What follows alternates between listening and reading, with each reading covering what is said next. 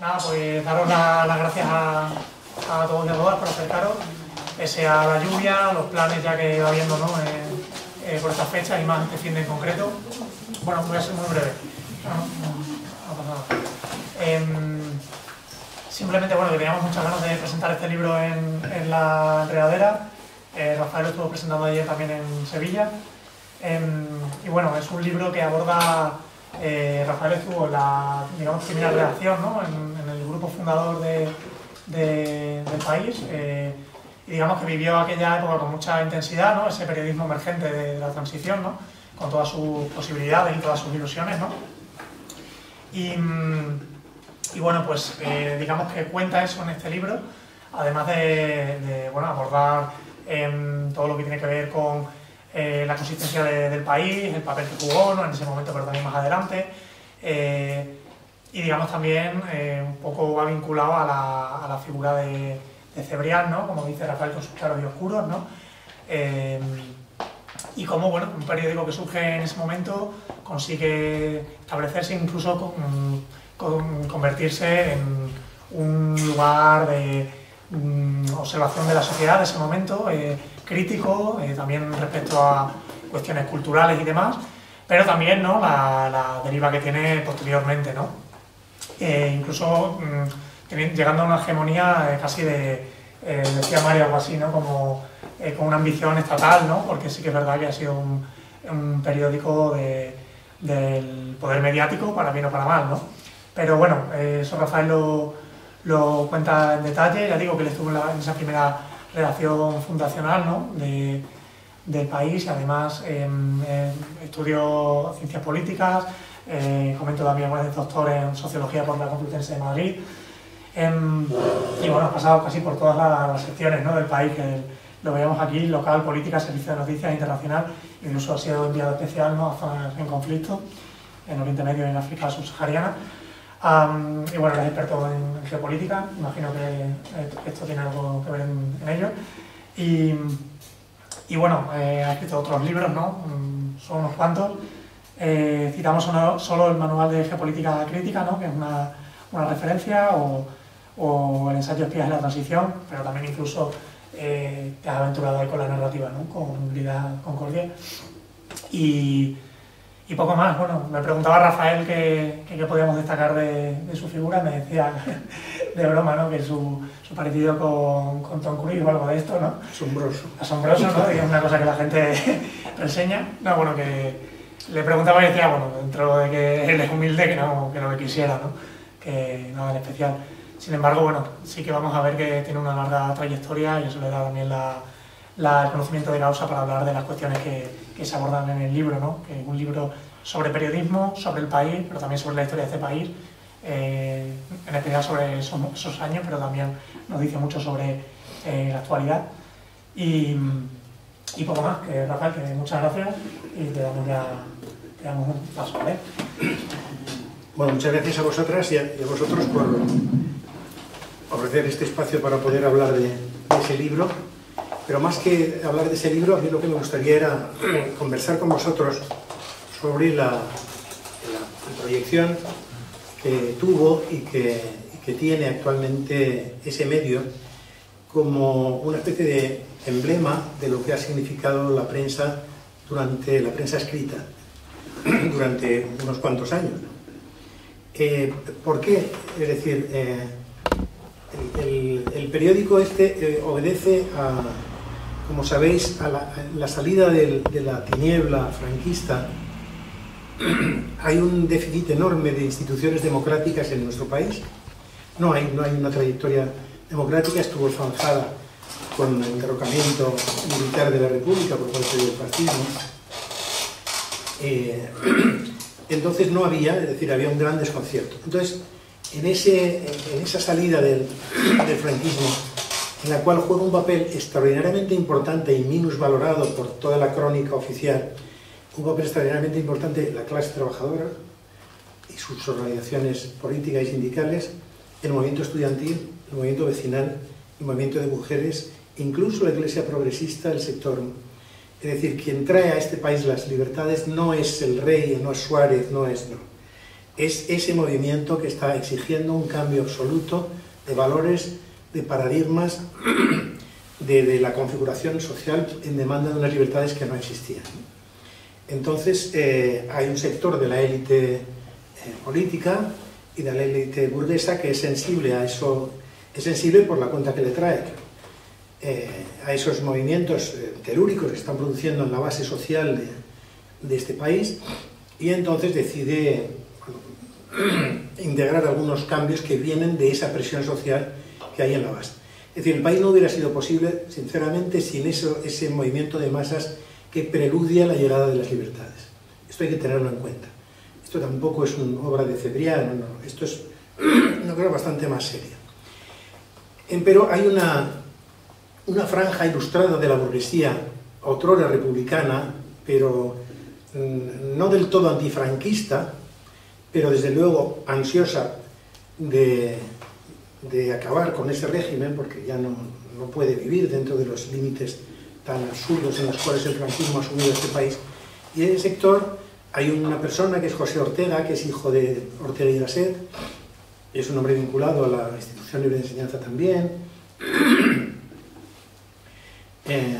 que se propone hacer un diario, y entonces trata de buscar financiación dentro de la élite burguesa, en cierto modo, digamos, ilustrada, ¿no?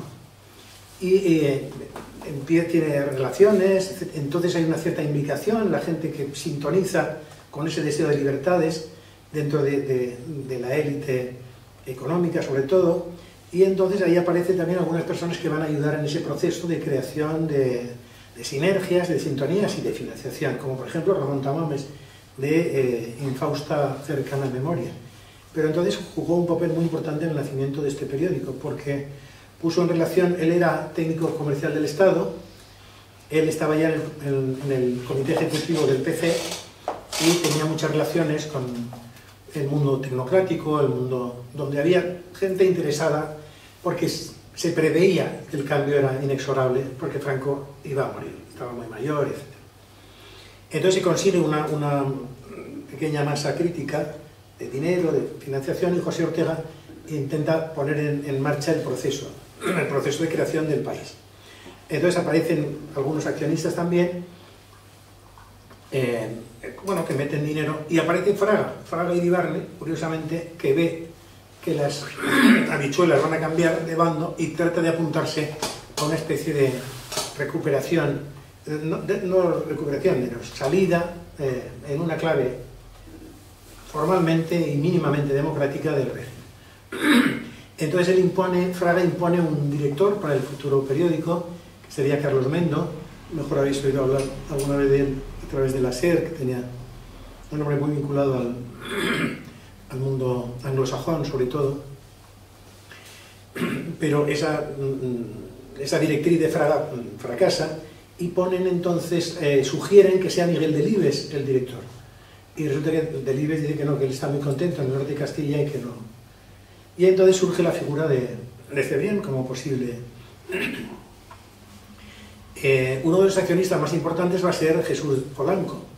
Es un hombre, bueno, en cierto modo, muy apasionado con el mundo editorial, un hombre poderoso. Yo me acuerdo que le entrevisté, de las primeras entrevistas que él dio, y me dijo una cosa que yo creo bastante interesante. Me dijo que él no sabía, pero sí sabía quién sabía. Es muy importante para los hombres de empresa de esta naturaleza saber quién sabe.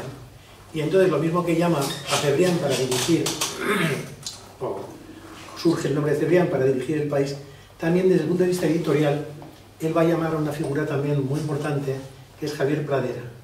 Javier Pradera, que era oficial de las fuerzas, de la Fuerza Aérea Española, y que había estado ya mezclado en política por aquella revuelta estudiantil tan importante en 1956, que fue la primera impugnación directa del movimiento estudiantil contra Franco.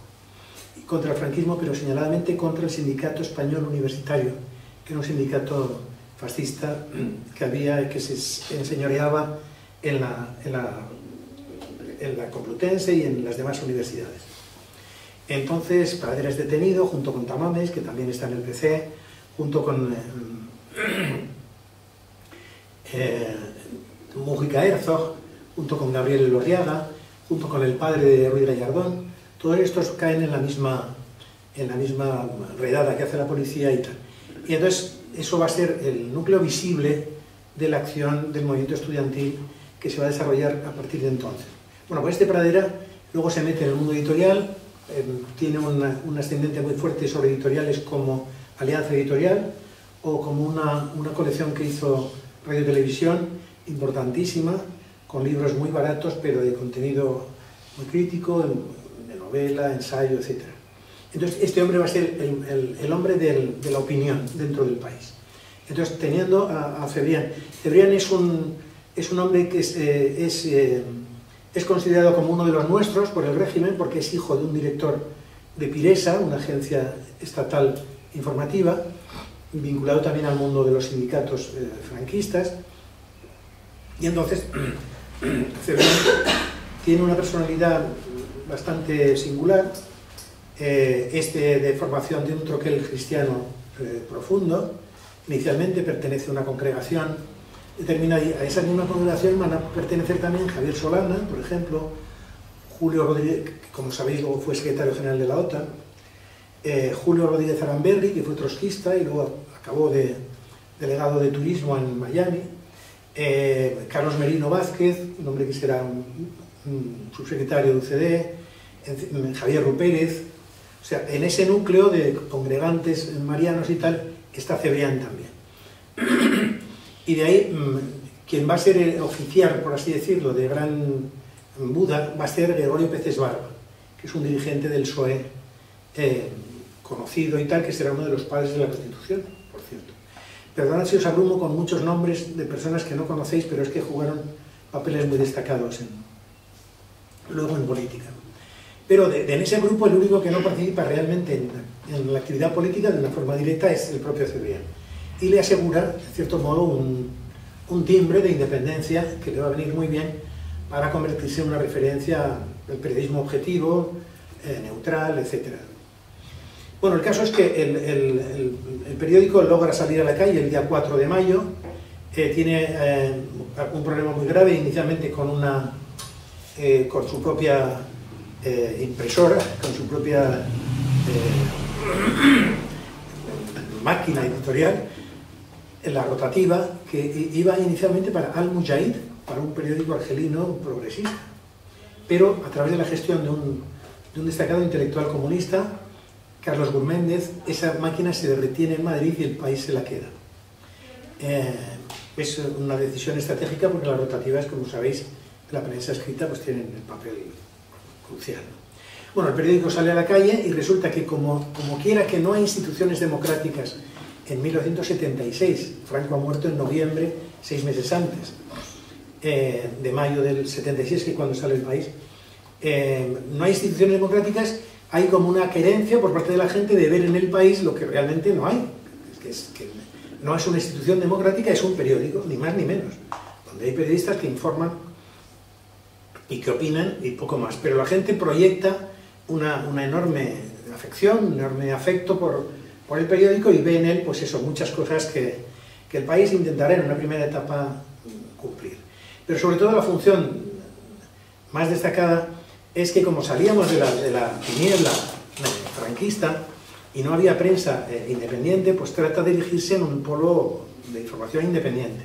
Tenía algunos precedentes, como la revista Cambio 16, o la revista Triunfo, o Cuadernos para el Diálogo, o Diario 16, o Interview incluso, pero, bueno, Interview es un poquito posterior, pero bueno,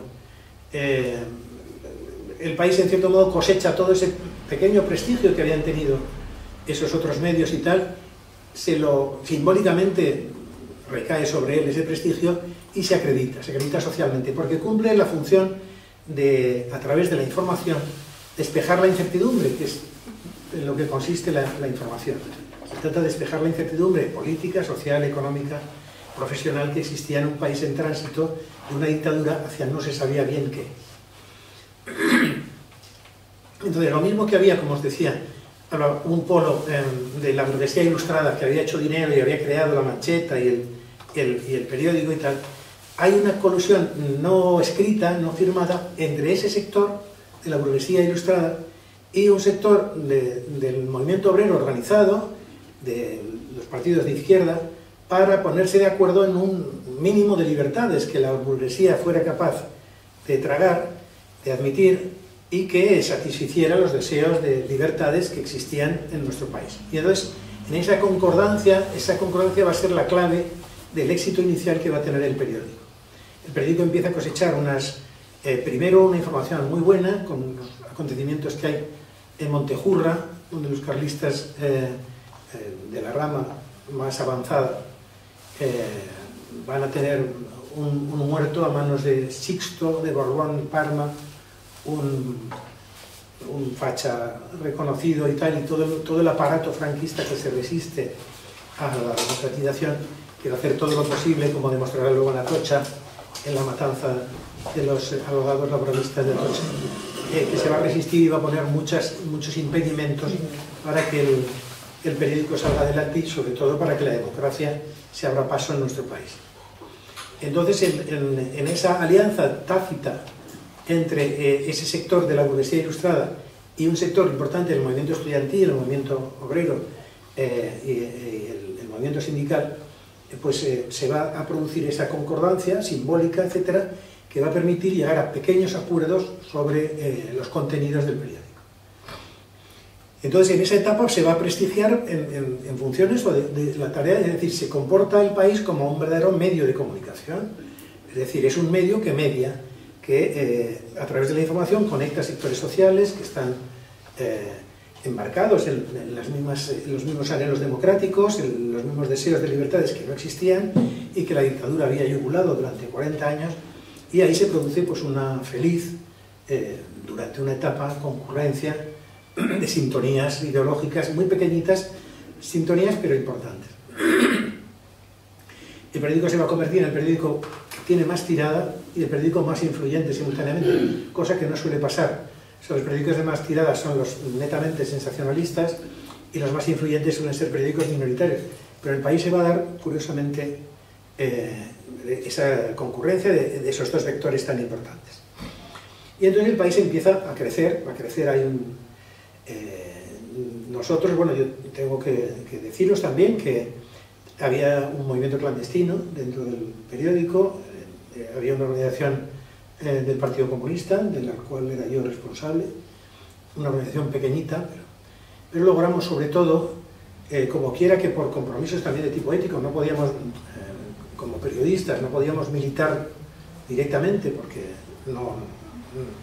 a la hora de escribir, teníamos que intentar ser lo más objetivos posibles, pues lo que logramos fue crear una sección sindical enorme, la sección sindical de comisiones obreras, muy importante, de casi 130 personas dentro de... Y a través de eso pues logramos negociar unas condiciones salariales dignas, condiciones de trabajo, y tratar de influir también creando una sociedad de redactores que controlara en la medida de lo posible los contenidos editoriales del periódico. Ahí esa iniciativa fracasó, una oposición frontal durísima por parte de Cebrián y compañía y de toda la dirección, y eso no pudo ser, pero sindicalmente sí pudimos obtener esos rangos de asalariamiento dignos como para poder ejercer independientemente nuestro oficio. Hubo muchas innovaciones interesantes desde la mancheta. Si os fijáis, la mancheta del país es una mancheta bastante seria, parece que dice cosas, parece que es respetable, razonable, etc. Había una concepción del oficio, una concepción objetiva, que se trataba, o sea, no escribíamos para la empresa, escribíamos para la gente, para despejar esa incertidumbre en un país en tránsito. Y, bueno, pues nos la jugábamos también. Yo fui enviado especial a varios escenarios de guerra, mis compañeros igual, etc. Y luego sufrimos también la represión. Nosotros tuvimos, eso no se puede olvidar, por lo menos nosotros no lo olvidamos. En el centro de la redacción se recibió una carta bomba que mató a un compañero, un ordenanzo del periódico que se apellidaba como yo, Andrés Fraguas, de 19 años, murió al tocar una carta bomba que venía dirigida al centro de la redacción para causar una enorme mortandad. Esto a veces se olvida, pero está en nuestra memoria. Bueno, por ejemplo, cubriendo informaciones sobre el Grapo era una organización de extrema izquierda vinculada a una escisión que tuvo el PC en su día, que se llamó el PCR, el Partido Comunista Reconstituido, y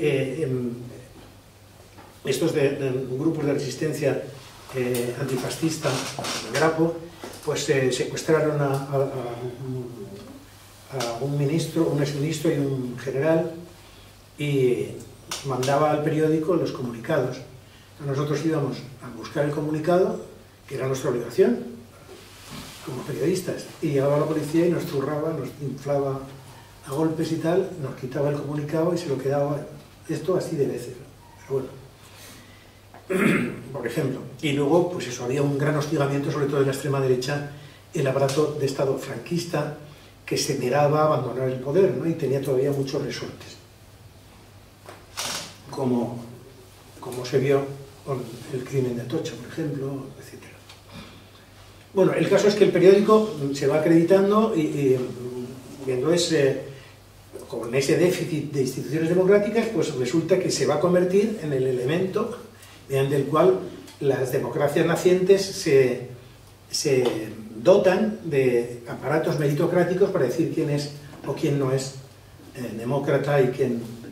Entonces el país asume esa función, una función proyectada por los demás, pero muy arrogantemente también asumida, y entonces parece que defines cátedra constantemente. Sus editoriales son muy leídos por el mundo económico, por el mundo político, el mundo universitario, el mundo social, etc. Cuesta bastante trabajo acreditar contenidos informativos importantes, como es el feminismo, por ejemplo, o el ecologismo, porque a la universidad de este país hay que enseñarle, y también eso sucedió allí, ¿no? Y luego recuerdo especialmente un episodio muy triste y a la vez muy liberador. Triste porque habían matado a un compañero en el Papus, en una publicación de Barcelona, con una bomba también de extrema derecha, y entonces planteamos la huelga en el periódico. Y en todos los periódicos de Madrid se intentó hacer la huelga. Entonces hicimos una reunión de todos los medios en protesta por el asesinato de este compañero, y en esa reunión se vota mayoritariamente la huelga y tal, y volvemos yo había sido delegado por la asamblea para ir ahí, y cuando volvemos Cebrián se opone tajantemente a la huelga. Y entonces, recuerdo que tenemos una asamblea, cara de perro y tal.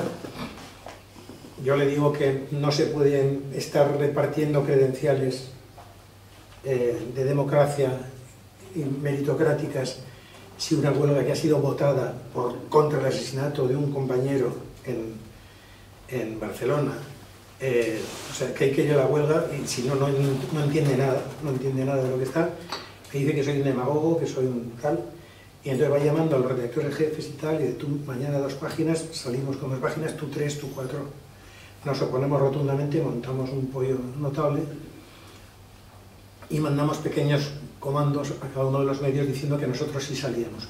Como el periódico tenía mucho ascendiente, entre otros periódicos, también si el país salía a la calle se hundía la huelga, pero si iba a la huelga era un buen reclamo para que los demás se asociaran.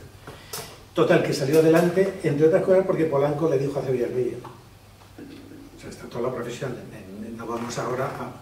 Porque ya le había costado a cambio de 16 perder su crédito democrático por haber esquiroleado en una huelga. Total, que hicimos esa huelga, fue un éxito extraordinario, por primera vez paró toda la prensa de Madrid, salimos a la calle, hubo una manifestación, y al día siguiente hubo una manifestación de todos los directores, incluyendo los que más se habían opuesto a la huelga, como Pedro J., Miguel Ángel Aguilar, que también estaba entonces, se habían opuesto y tal, y sin embargo iban en primera fila como para apuntarse la medalla, como si hubieran sido ellos los promotores de la huelga. Da igual, el problema es que la huelga salió, que protestamos enormemente y causó un gran impacto contra la muerte de nuestro compañero del Papus. Son pequeñas anécdotas, perdonadme que os cuente así batallitas, pero es importante retenerlo.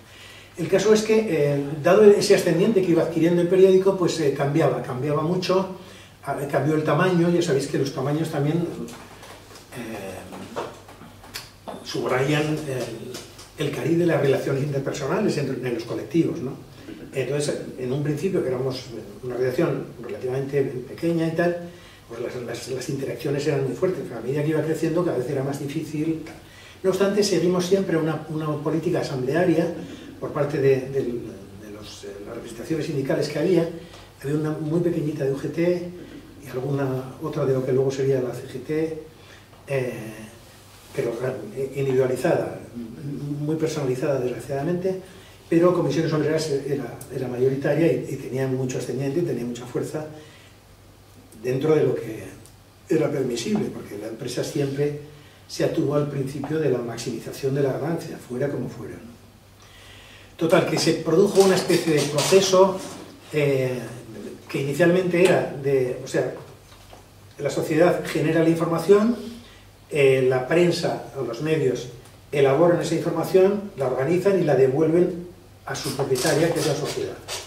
Bueno, ese proceso se vio poco a poco alterado de una forma sutil y ya la prensa se convirtió, en vez de en un contrapoder que criticaba al poder político, que criticaba las deficiencias democráticas, deficiencias que se iban mostrando a lo largo del camino de la apertura de la democracia en nuestro país, ese proceso se fue transformando en un proceso totalmente distinto.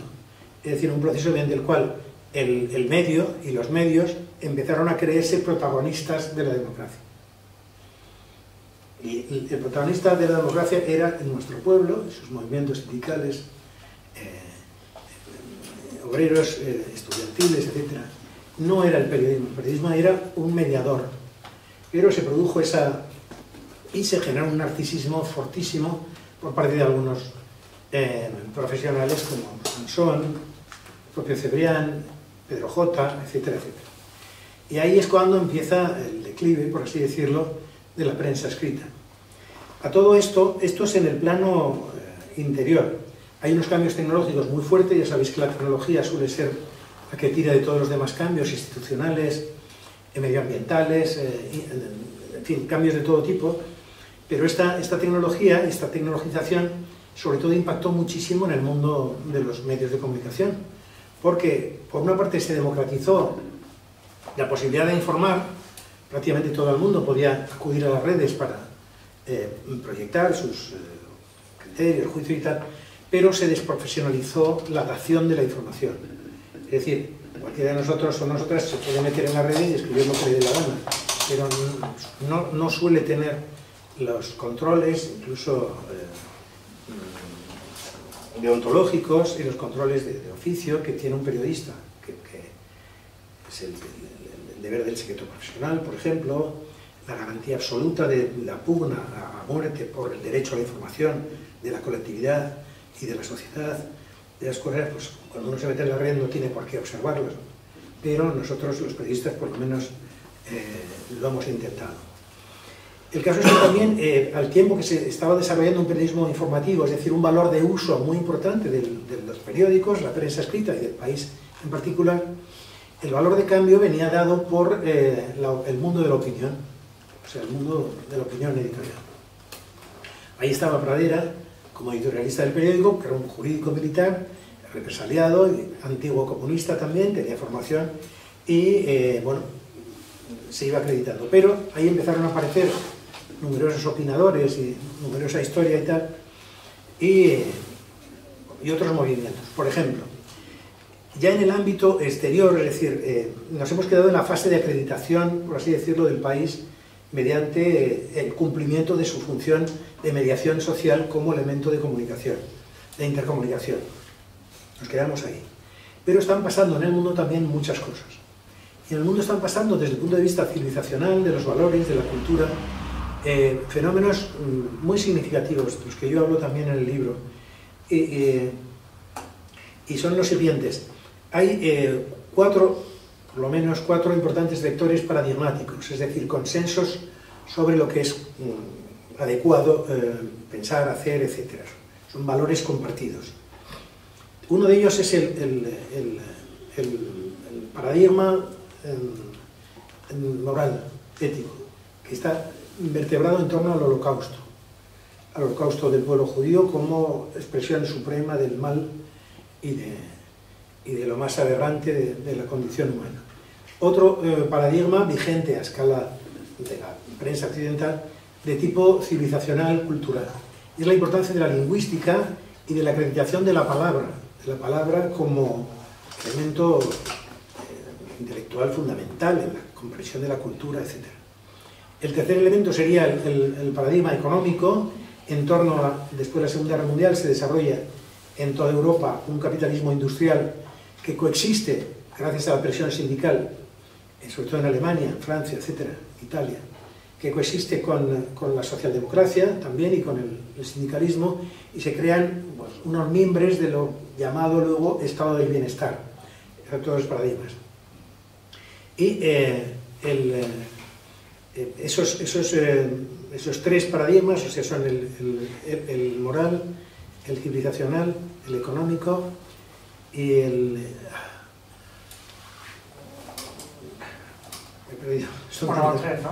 ¿Perdón? Yo creo que van tres, ¿no? Sí, van tres, no, es que me quedaba uno, pero me he olvidado. Bueno, el caso es que... bueno, el tecnológico. El paradigma tecnológico, entonces, bueno, está basado también en la industrialización, el industrialismo y el fordismo, etc. El caso es que se va produciendo un desvanecimiento de la vigencia y de la importancia de esos paradigmas. ¿Por qué? Porque entre los paradigmas morales ya no solo hay un holocausto, hay muchos. Está el del pueblo palestino, está el Kurdistán, está el armenio, la conciencia del armenio, está lo que va a pasar en Yugoslavia, en Bosnia, etc. Es decir, al aparecer más genocidios, en cierto modo, ya no se focaliza solo sobre ese holocausto tan terrible que sufre el pueblo judío, sino que hay otros pueblos que son también. Entonces ese paradigma, en cierto modo, se descompone, se fragmenta, etc. El paradigma de tipo civilizatorio, cultural, bueno, la palabra se desacredita la lingüística como ciencia que va a irradiar su impronta humanística sobre las demás ciencias empíricas, sobre otras ciencias, en este caso empíricas. Y luego el paradigma económico va a desaparecer poco a poco, el capitalismo industrial, que se va a ir transformando en capitalismo financiero. Y luego el paradigma tecnológico se va a descomponer también porque va a surgir el mundo de la telemática, de la informática y la telefonía, que va a romper dos de las grandes andaderas que ha utilizado la humanidad a lo largo de la historia para desenvolverse, que son el tiempo y el espacio. Esas dos dimensiones de la vida humana desaparecen en un mundo virtual, en un mundo que ya no es real, que ya no es tangible, que ya no es secuencial, que es el mundo de lo inmediato del presente continuo. Ese presente continuo que va a acabar con la acreditación de lo histórico, con la acreditación de la experiencia.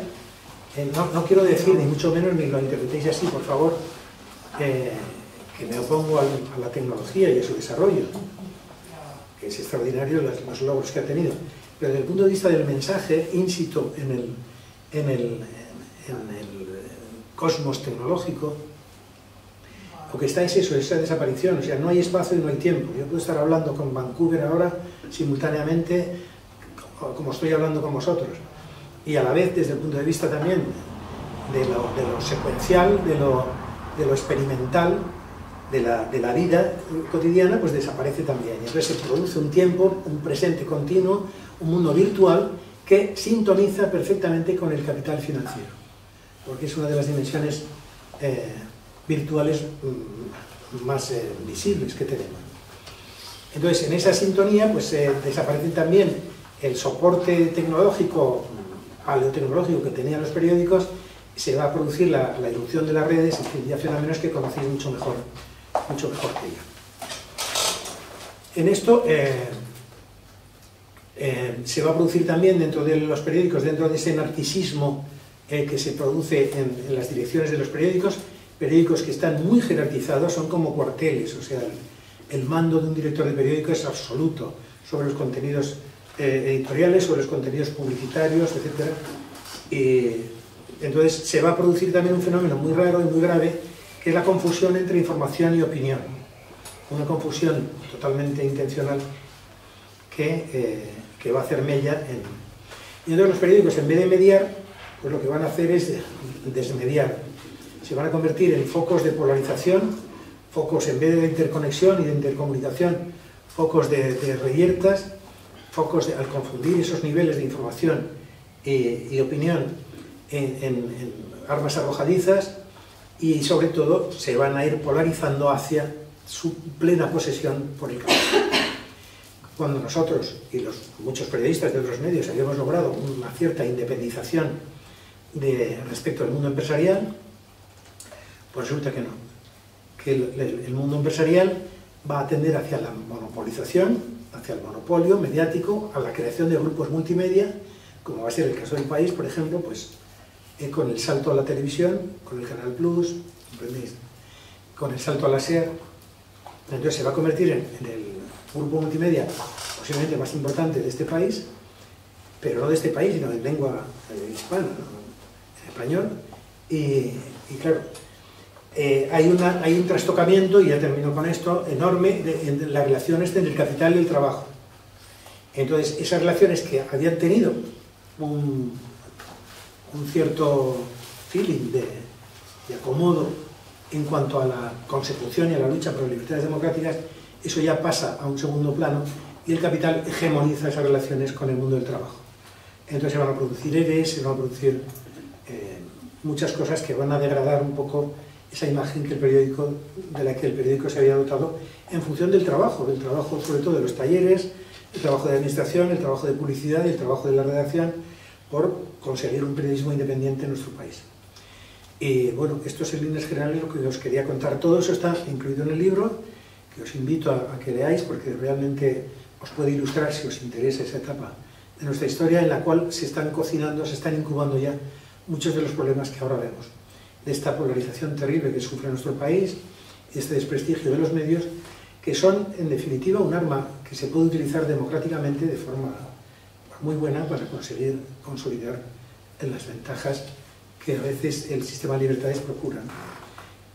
No obstante, en la lucha pues han quedado muchos cadáveres por el camino, y se han perdido muchas oportunidades también, porque en las redacciones también vige el principio de las relaciones de fuerza, y también lo que llamamos la lucha de clases. También hay segmentos sociales diferentes, etc. Pero bueno, yo lo dejo aquí, y si queréis conversar, pues encantado de la vida, sobre lo que queráis comentar. Perdonad por ser un poco exhaustivo.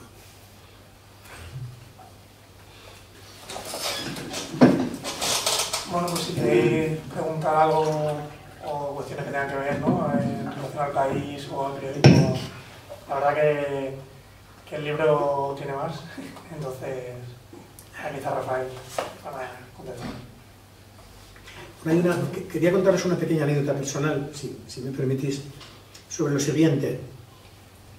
O sea, la prensa tiene muy mala imagen, como sabéis, ahora. No se fía nadie de los periódicos, ni de la prensa escrita, ni nada. Todo el mundo se ha volcado. Pero esto tiene razones de las que yo os hablaba. Pero yo quiero poneros un ejemplo personal para que veáis exactamente cómo concebíamos nosotros el periodismo. Yo durante 11 años estuve cubriendo la información relativa al Medio Oriente, más concretamente a Irán, donde se había producido una revolución islámica, la primera revolución islámica que se produce a escala planetaria. Bueno, y entonces estaba allí destinado por mi periódico para escribir sobre el desarrollo de esa revolución. Y entonces yo mandaba mis crónicas diariamente a Madrid. En Madrid, por lo visto, las cogía la embajada iraní, las traducía, las mandaba en farsi a Teherán, y allí el Ministerio de Orientación Islámica las leía. Y entonces un día me llama el director del Departamento de Orientación Islámica del Ministerio del Interior iraní. Y me dice: señor Fraguas, ¿usted por qué dice que el ayatollah, me parece que era el ayatollah Gilani, es reaccionario? ¿Quién le ha dicho a usted eso? Lo sabe todo Teherán. Sobre todo Terán. Bueno, mire, como usted, como sabe todo Terán, usted me va a traer todos los días su crónica y antes de mandarle usted a Madrid, yo le voy a pasar el lápiz rojo para que usted escriba correctamente y no diga falsedades contra nosotros. Y oye, usted, me tengo que negar a eso. ¿Y eso? ¿Se imagina usted cuánta gente está deseando en Madrid, en Europa y tal? Porque yo soy de los pocos periodistas que hay aquí, extranjeros, que están deseando que yo diga que aquí hay censura, en un proceso revolucionario como el suyo. ¿Va a usted a hacer puñetas y tal? Me mandó y tal. Yo tan contento, ya no me da guerra. Bueno, a la semana, otra vez. Haga, señor Fraguas, no ha dado resultado su treta, ¿no? Usted sigue insistiendo en que tal ayatollah es tal otro tal. Este ayatollah al que me refería yo era uno de los carniceros de Teherán. Es decir, se estaban dedicando a limpiar, con comillas, toda la oposición a su régimen islámico, etc., ¿no? Estaban fusilando gente. Total, me dice, me va a traer usted sus crónicas y yo le voy a pasar el lápiz rojo y usted va a escribir de forma acorde con nuestros intereses, como a mí usted, yo lo lamento, pero es que tengo que decirle que no. Está usted en mis manos. Fíjese usted qué difícil, me dijo, qué difícil se está poniendo salir de Irán. Estaban los rehenes americanos. Los 53 rehenes estaban allí en la Besarat y Khariji, que era el Ministerio de Asuntos Exteriores en la parte de arriba. Yo los veía hacer footing. Fíjese usted qué difícil se está poniendo salir de este país. Estaban secuestrados, llevaban casi un año. Le dije, no, mire, yo me tengo que negar lo que dice usted. ¿Y eso? Pues mire, si yo accedo a esta presión que usted está ejerciendo sobre mí, ¿quién me garantiza usted que yo antes no he trascendido, no he transigido y he tragado con otra presión? Por ejemplo, por parte de la CIA o del MI5 británico, para sesgar la información contra ustedes. ¿Comprende?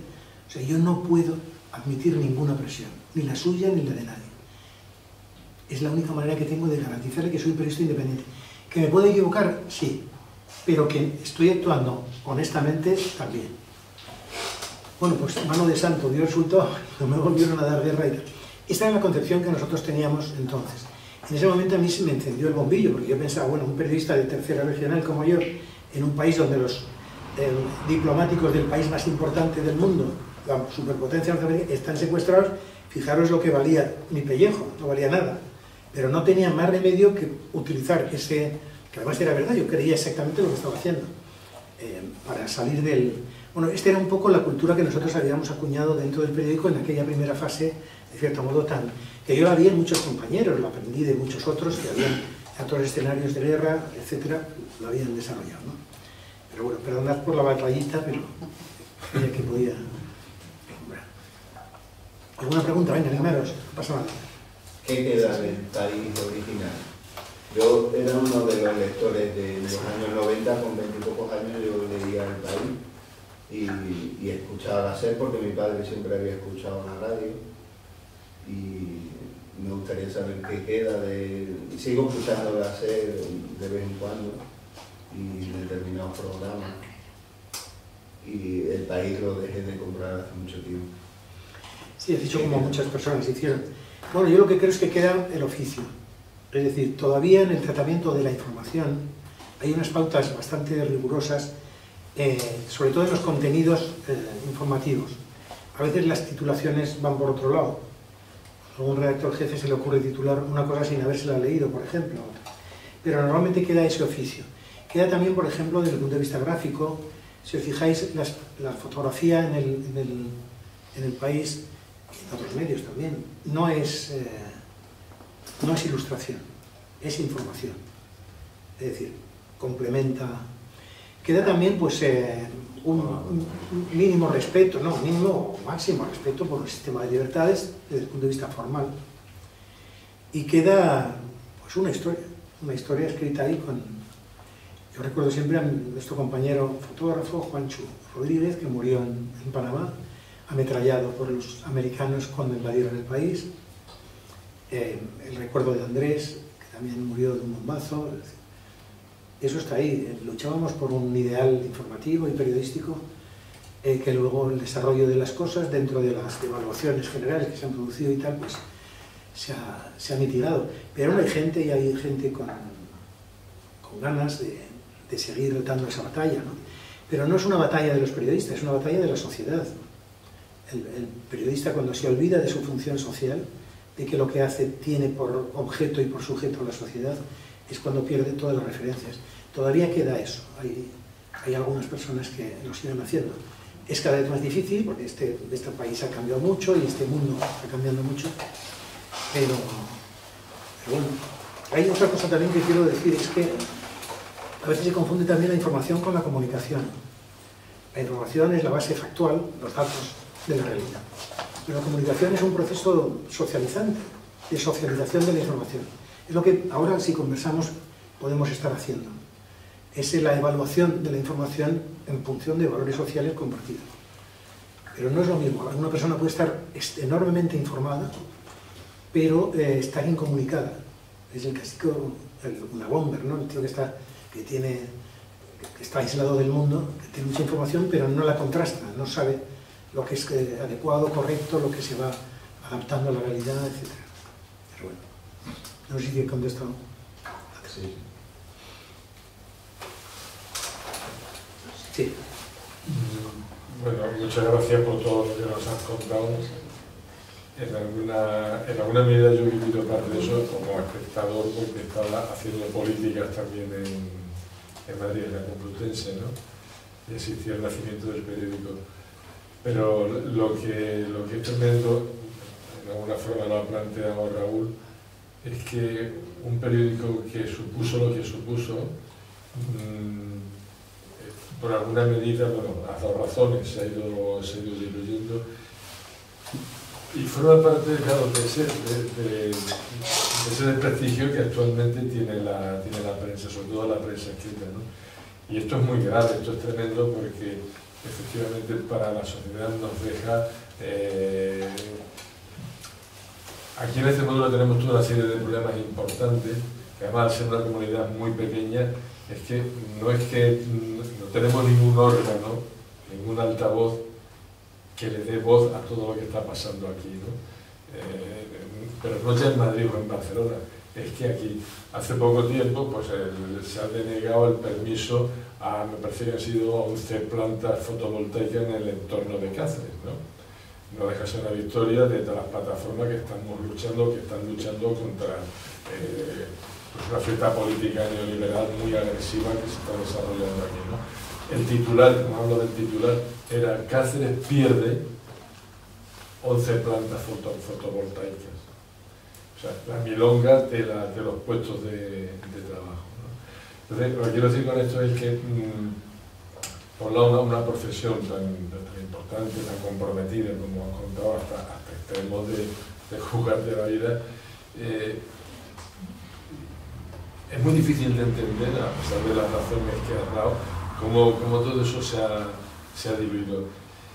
Yo no sé si también tiene que ver, pues en todo el tema de las redes sociales, que cualquiera cuenta una cosa. Evidentemente eso, aparte de la falta de profesionalización, pues bueno, no sé si también ha sido un dato o un daño más a sumar en esa línea de pérdida de relación con la prensa y de la prensa, que yo no creo que sea de la prensa con la sociedad. Claro, el problema también es el tema de las empresas editoriales, ¿no? Pero que primero son empresas. Es que es muy importante lo que estás diciendo, porque ese desprestigio es un hecho, pero tiene sus causas.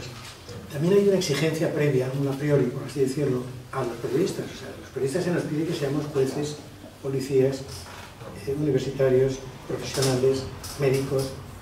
Nosotros somos meros transmisores de información, ni más ni menos. Lo que pasa es que en sociedades democráticas esa transmisión de la información cobra una importancia. Pero no tenemos por qué jugar papeles que no nos corresponden. Entonces creo que sería una impostura. Pero yendo más allá de tu argumento, que es mucho más profundo, el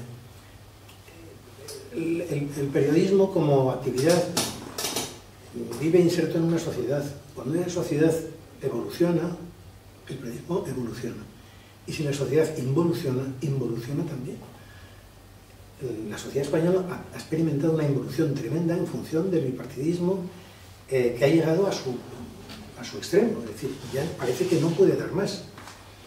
En esa apuesta por el bipartidismo, el periódico se dejó el pellejo, como pensando que ya él no va más de... No, mire usted, la irrupción, por ejemplo, de Podemos significa que el bipartidismo tenía los días contados. ¿Qué ha pasado ahora? ¿Por qué esos odios, por ejemplo, a cainitas de todo el aparato estatal, mediático, etcétera, hacia Podemos y otras alternativas políticas? Porque veían, yo conozco bastante a Monedero, los dos hemos hecho sociología y Monedero ha estado de asesor de Chávez durante el presidente venezolano Chávez. Entonces lo que tenían miedo ese establishment era que importando fórmulas parecidas a las de Chávez se acabara con el bipartidismo en este país. Por eso toda la inquina, todo el odio, todos los linchamientos, todo lo que se ha hecho contra Podemos va en función de ese pánico que tenían. Pero es un fenómeno natural, es decir, el bipartidismo no puede, independientemente de que hubiera surgido o no Podemos, el 15M, etc. Es decir, lo que no podemos es pensar que hay soluciones políticas eternas, sobre todo en un país donde la opinión se fragmenta, y esa pluralidad no tiene por qué ser un contravalor, sino un valor, ¿no?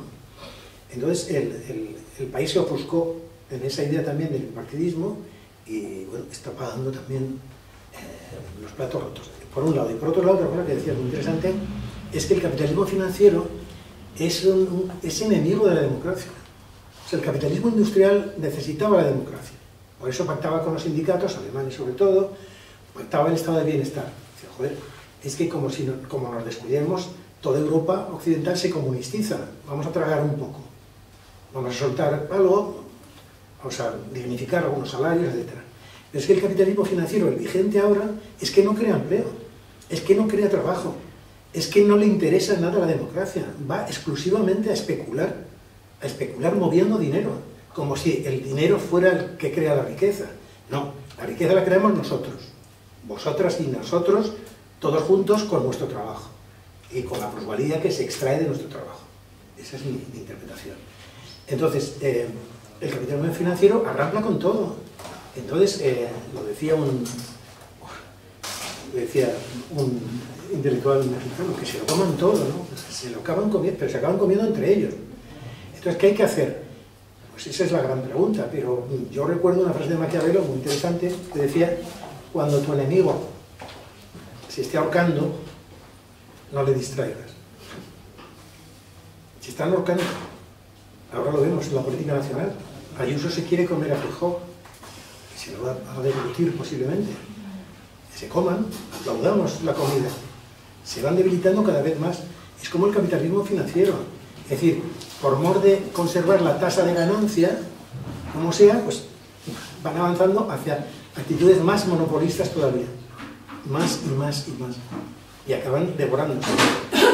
¿Qué hay que hacer? Bueno, cada uno tiene su brillo y su receta, ¿no?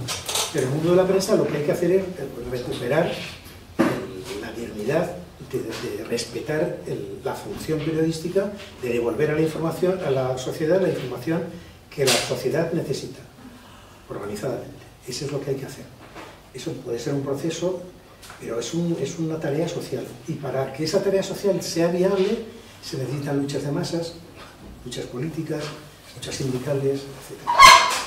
Claro, pero por favor. No, digo que efectivamente para que la sociedad cambie hace falta que la sociedad civil sea activa y tenga conciencia de su propio poder, de su propia personalidad, cuente su historia, no que no la cuenten otros, ¿no? Fundamentalmente. Entonces, pero yo estoy muy de acuerdo con la cosa que has dicho, ¿no? Y por supuesto para mí todo mi respeto hacia la profesión me parece más que digna, entre otras cosas, ¿no? Y es verdad, o sea, que por momentos se le exige a la prensa o a los periodistas muchas más cosas de lo que realmente tienen que hacer. Pero claro, tiene que ser una cosa muy importante, que es, tú lo has dicho, mediar, ¿no? Comunicar. Porque es que si no, vale que son las dos partes, es decir, no evoluciona, la prensa evolucionará en función de la evolución de la sociedad, pero la sociedad le cuesta. Aquí nos cuesta mucho trabajo, o sea, el que las luchas tremendas que estamos llevando aquí, bueno, yo no me quiero remontar en el tiempo, pero es que, digo, bueno, yo estudio ciencias políticas, no sé si en la Complutense, no sé si habremos coincidido, yo te puedo decir, aquí hubo un asesinato, un momento terrible, o brillante, o sea, el 25 de marzo, cuando 40.000, 50.000, 60.000, 80.000 yunteros ocupan una serie de fincas que ya estaban marcadas por la reforma agraria de la República, ¿no? A mí eso en el bachiller no me lo han contado nunca. En la Facultad de Política tampoco. Casualmente en un seminario que hicimos hablando de Malefakis salió un poco eso, ¿no? Aquí ahora se está reivindicando todo esto.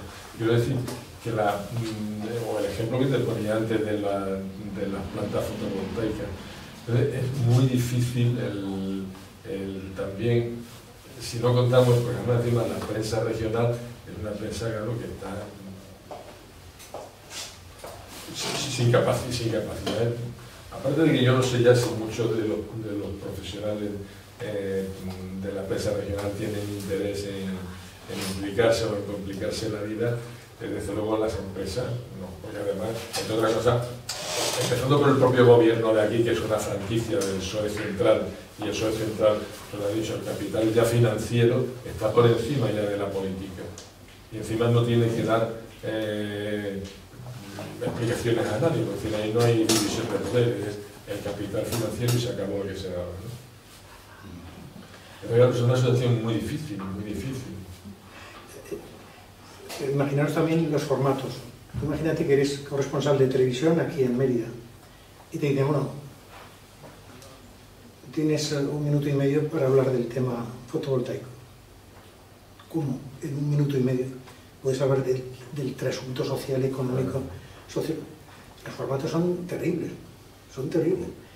En el caso de televisión, por ejemplo, en el caso de la radio, pues 3/4 de lo mismo. Y en el caso de los periódicos, pues convence tú en Madrid a un analfabeto que está de redactor jefe en un medio de allí, convéncele de la importancia que tiene para vosotros y para un montón de extremeños ese asunto, ¿no? O sea, son luchas constantes. O sea, yo me acuerdo de haber peleado informaciones, o sea, te llevaba más tiempo el acreditar la información que escribirla o que hacerla, ¿no? Entonces, es todo complejo. Y luego es eso. Es decir, si tú te equivocas en un periódico, no te equivocas una vez. Es que te equivocas 500.000 de veces, como nos pasaba en el periódico cuando tenía las tiras que tenía. O sea, eso no te deja dormir. La responsabilidad que tienes a la hora de lo que estás escribiendo. Tú puedes hacer muchísimo daño a una persona, a una institución o a un agente. Y luego encima tienes el aliento de los jueces, tal como están los jueces de nuestro país, en el cogote, ¿no? Perdona. Has hablado de la digitalización de los medios. ¿La qué, perdón? La digitalización de los medios, ¿no? Con Canal Plus. Y me ha hecho acordarme de cuando Telefónica amenazó a Google con que le iba a cobrar por las búsquedas que se hacían en su portal a través de su red. Y Google le respondió, vosotros sois solo cable, ¿no? Y a partir de ahí parece que las operadoras tomaron otro rol, no sé si absorbiendo medios de comunicación, Canal Plus, y que es lo que hay ahora, ¿no? Las grandes operadoras están metidas también en los medios de comunicación, ¿no? Y eso puede tener mucho que ver también, bueno, con lo que se ocultó en el 15M, que no fuese por motivos del bipartidismo, sino por motivos de las grandes corporaciones que se estaban haciendo cargo de los medios de comunicación, ¿no? Estaban absorbiendo pues, todos esos medios de comunicación. Interesante lo que dices. Yo no tengo mucha información sobre ese aspecto, pero intuyo que las cosas iban por ahí. Había una reconfiguración del capital mediático. Siempre lo hay, o sea, constantemente está sometido. Lo mismo que se pasa del capitalismo industrial o financiero, en el mundo mediático también. Ahora, por ejemplo, en Telecinco ha habido un bouleversement, que dicen los franceses, o sea, un reacomodo total en dirección de la extrema derecha, por ejemplo, para fortificar más el mensaje ultraderechista y tal.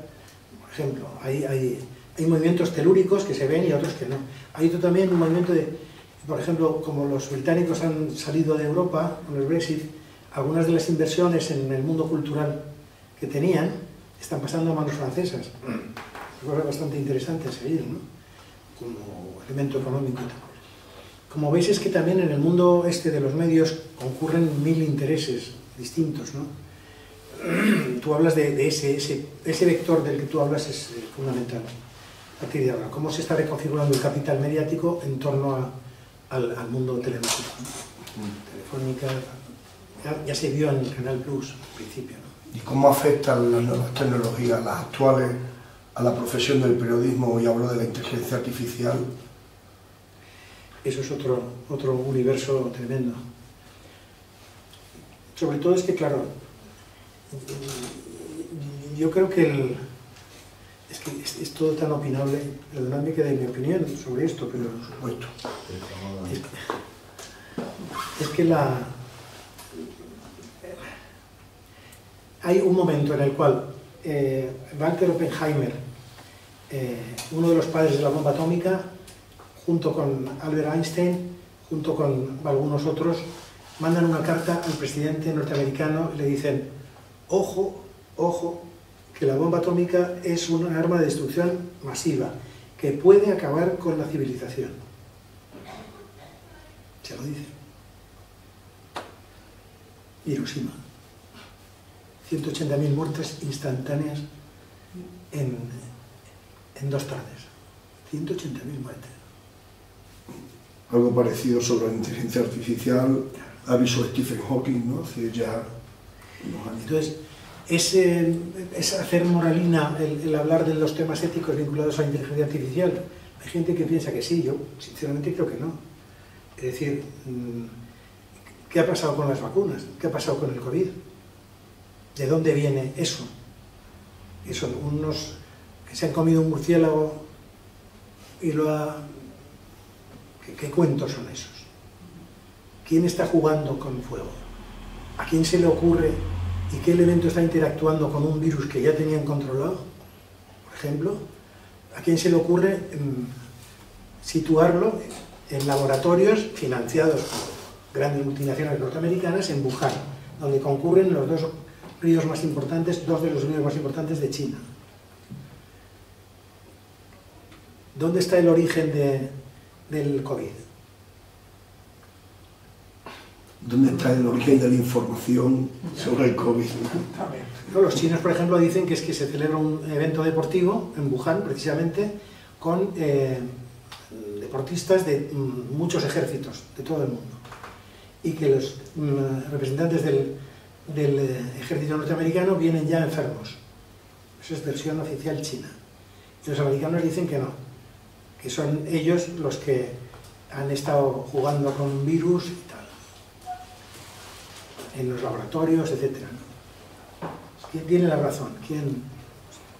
O sea, es todo legítimo desde el punto de vista científico, tecnológico, indagar en... Mirad, yo durante años estuve estudiando bien las armas nucleares. En el año 1985 ya existía en nuestro mundo una capacidad en los arsenales nucleares suficiente para hacer sacar a la Tierra de su órbita en caso de un accidente nuclear de determinada envergadura. Exorbitar a la Tierra en el año 85.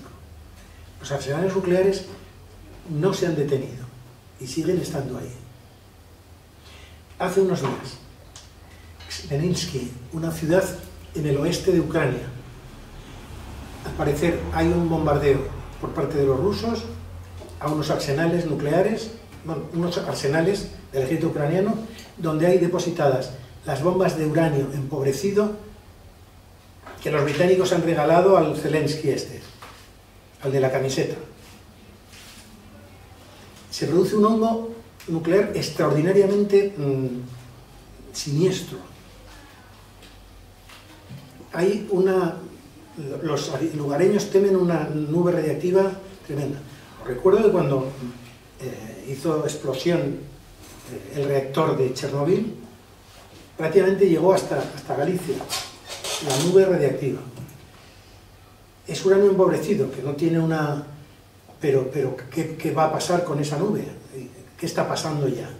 ¿Cuándo empezaremos a ver sus efectos? O sea, el mundo está en unas manos que... Imaginaron, ¿no? El de los cuernos entrando en el Capitolio, y el otro diciendo que le han dado el pucherazo, que a lo mejor tiene razón, vete tú a saber. Y un país, o sea, la gran superpotencia mundial, en trance de una conflagración civil muy seria, como se demostró entonces. Y como si este hombre vuelve al este. Y este hombre también tiene otra dimensión, que al parecer no quiere terminar la guerra con Rusia. Contradicciones, bueno, en ese mundo es donde se desenvuelve todo de lo que estamos hablando. Fijaros la complejidad para gestionar todo eso, ¿no? Es muy difícil.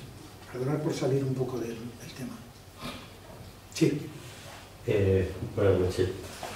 Desde su perspectiva y bueno, viendo un poco su trayectoria profesional, ¿cómo ve la banalización que hay ahora mismo dentro del periodismo?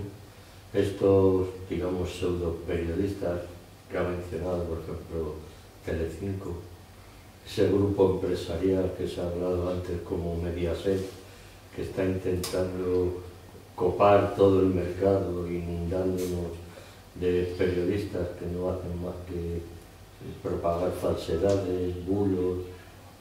Esto yo creo que no es periodismo, ¿no? Es todo lo contrario. Es todo lo contrario. Es un fenómeno muy inquietante, sobre todo también por el simplismo. Es decir, los fenómenos complejos no pueden explicarse con fórmulas simples. Esa es la base también de la extrema derecha, lo que está diciendo, ¿no? En general, ¿no? Hay un problema muy grave, porque es que en su día, cuando había herramientas democráticas para distribuir las concesiones a las televisiones y a las radios de una forma equitativa y saludable, ahí hubo una dejadez tremenda y los gobernantes de entonces, realmente socialistas, miraron para otro lado y el 80% de las concesiones radiofónicas estaban en manos de la Iglesia, en manos de grupos económicos tal, y no pasaba nada, y no había una organización progresista que tuviera acceso a una radio, por ejemplo, ¿no? Imagínense ustedes si vosotros dispusierais, por ejemplo, de una emisora de radio propia para hablar, por ejemplo, también de ese tema, pues a lo mejor las cosas variaban, ¿no? Pero se apoderaron de eso, y esa política de concesiones, que yo sí conozco gente que conocía muy bien esa política de concesiones que se hizo, o sea, ha desvirtuado la opinión en este país. Es muy difícil encontrar una persona de la calle que vaya más allá del interés por lo que pasó el miércoles pasado. Se ha deshistorizado, se ha desmedulado la conciencia cívica y democrática de este país en función de una... Porque claro, la gente para instruirse políticamente no tiene muchos elementos a su alcance. Una persona que trabaja 10 horas diarias, como suele ser costumbre, no tiene tiempo para cultivarse. Entonces acudes, pone la radio o pone la tele, pero si en la tele está recibiendo basura, pues esa persona es víctima y luego, claro, eso se trasluce, y se traslada al voto. Y tenemos esa degradación del voto democrático en este país. Y son procesos muy complejos, pero hay que pararse a reflexionar. Y pararse a reflexionar y decir, bueno, ¿cómo podemos salir de este atolladero? Pues hay que cambiar los partidos políticos también. Hay una política en sí, que es la política que conocemos, la política que sirve para arreglar cosas, pero hay una política para sí. Cuando los partidos solo piensan en su ombligo, en meter al candidato este porque es cuñado de este otro, como los partidos políticos tenían una función durante la transición de enseñar a la gente a hacer política. Ahora, ¿quién aprende a hacer política a través de los partidos? Nadie. Porque están en otra cosa, están en otra vaina, pero a la vez necesitan cuotas de poder, porque si no, no hacen lo que sus programas dictan. O sea, perdón, porque a lo mejor estoy confundiendo más de lo que... Me encantaría poder brindaros alguna certeza, pero realmente es bastante complejo, ¿no? No, tenéis un evento ahora político, ¿no? Sí, aquí cerquita. Perdón, ¿más preguntas? ¿Hay alguna pregunta más? Sí, bueno, preguntas habría muchísimas, ¿no? Y... Querías Raúl, ¿no? Damián, ¿me dejas que haga la última? No, si no quiero. Sin querer ser un pesado, ¿eh? Yo es que te escucho y reconozco que es complejo, ¿no? Y sobre todo dar respuestas a esas realidades, pero yo que vivo, bueno, como todas las personas, ¿no? Vivo rodeado de gente, pues eso, como mis padres, con 80 años, que son la gente que te dice, lo ha dicho la tele, y es una, o sea, lo ha dicho la tele como ya, eso es una verdad absoluta. O mi hijo que tiene 15 años y que no ve los medios de comunicación, no los tradicionales, vaya.